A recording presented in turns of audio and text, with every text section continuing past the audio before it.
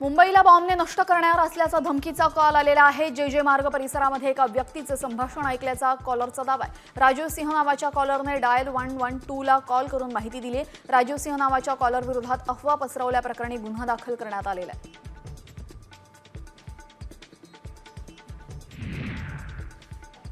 मंत्रालयामध्ये मराठा आरक्षणाच्या मागणीसाठी नेत्यांसमोर घोषणाबाजी करण्यात आली।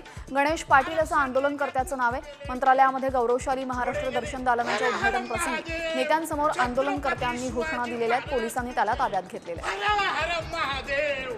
एक मराठा लाख मराठा आरक्षण लेंगे घुस के लेंगे। एक मराठा लाख मराठा। आगामी पालिका निवडणुकांसाठी शरद पवार स्वतः मैदानात उतरले। मुंबईच्या पक्षाच्या मॅरेथॉन बैठका होणार आहेत। 26 ते 28 मे दरम्यान बैठकांचं आयोजन करण्यात आलंय।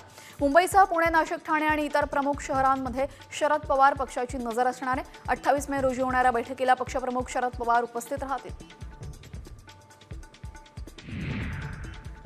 मुंबईमध्ये 8 कोरोना रुग्ण आढळलेले आहेत। मुंबईच्या 7 हिल्स रुग्णालयामध्ये रुग्णांना दाखल करण्यात आलेले आहे। तर प्रशासन आणि सरकार सुद्धा आकडेवारी का लपवतायत असा प्रश्न ठाकरे गटाचे आमदार अजय चौधरी यांनी उपस्थित केलेला आहे।